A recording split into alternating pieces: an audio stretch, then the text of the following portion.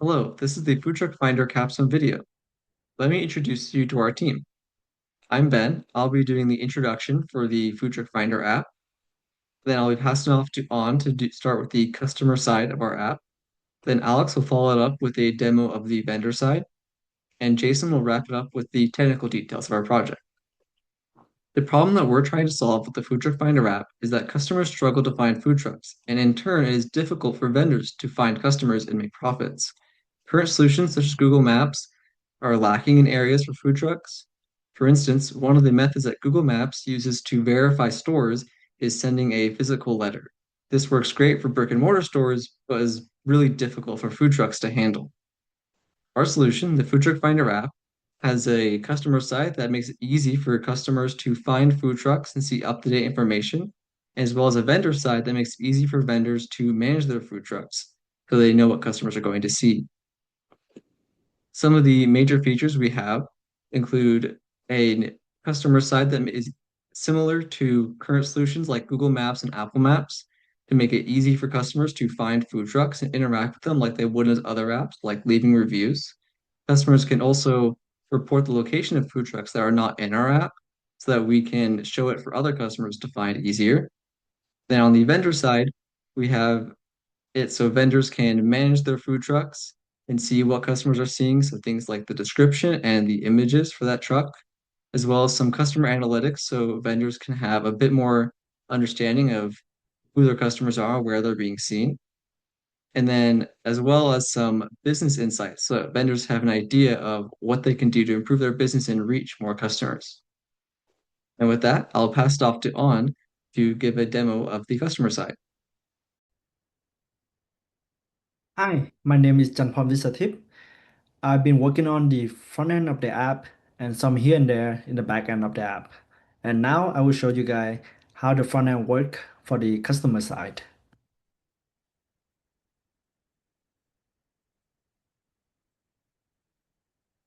All right, upon loading up the app, you see here is the three button here. I already signed in, so I'm going ahead and looking for food. And here the search bar. Let's see, I want some banh mi and the specific one. And here's the information of the truck. Here you can see the dietary option, the description, the photo, the hours, and location. And up next, we have the menu. We have the banh mi grilled pork for $13, and the banh mi beef is unavailable for now. And then we have the reviews. Here's some review that some customer have left over the time. And here's the Are We Here features, which let the customer take a real-time photo and upload it, which I will show you guys later. And here the schedule. So this food truck have schedule to be Monday to Saturday at 10 a.m. to 10 p.m. at this location.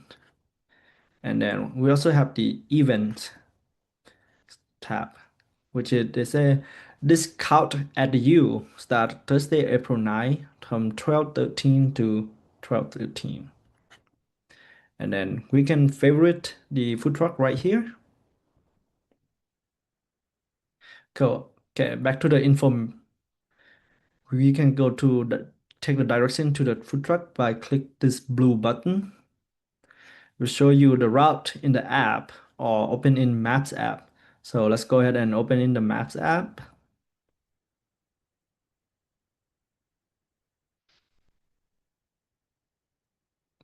And look like we're next to it. So it will just right there. And earlier I have clicked the favorite button and now it will show up on here that this food truck is favorite. And then we also can search the food truck by the dietary option. Let's say gluten-free. You can see that Banh Mi truck have the gluten-free tags and Jason food truck also have the gluten-free tags. And you can also do it this way as well. Dietary dairy free for gluten free and dairy free, gluten free and dairy free.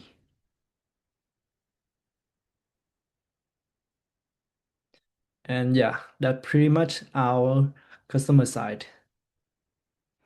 Okay, I have went outside and now I will find a food truck and then take a picture of them. I saw this food truck here. Now I'm gonna take a picture of them and then I will upload it and it will take a couple seconds here. Once it loads, it will show the location stamp, the time stamp, and the name. Hi, I'm Alexander Fraser, and I'm going to be going over the vendor side of our food truck app today. Now, upon entering the vendor side, we'll be greeted with our dashboard. Here, we can see our total number of food trucks, our average rating, profile views, and reviews. We can see these for all combined food trucks as well as specific food trucks. If we want to manage these food trucks, we can go over to the My Trucks tab. From here, we can manage our food trucks by adjusting its menu, description, or location. We can toggle its location on the map on and off, adjust its schedule, as well as schedule for events in the future. If you want to see how our food trucks are being received, we can go over to our reviews. Here, we can see that our food truck is not being received very well. To give businesses a bit of insights onto this, we've created our insights page. Here, we can see what specific improvements we can make inside the app to help improve customer retention as well as engagement. These insights are all fueled by our analytics page. Our analytics shows us our profile views, reviews, favorites, average rating, views to favorites, as well as these trends over time. Additionally, we can see where in the city our food truck is popular. We can see where it's being reported as well as where it's being observed. That is all for the vendor side. And now to pass it off to Jason to go over our infrastructure. Thank you. My name is Jason, and I'll discuss the summary of our utilized technologies. So we use Flutter to build our app and Fast API to connect our app to our backend database using HTTPS requests.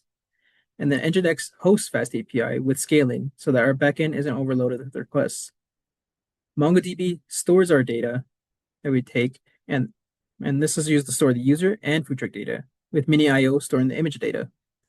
And then all this is hosted on a local Kubernetes server that one of our teammates manage. Now for software practices.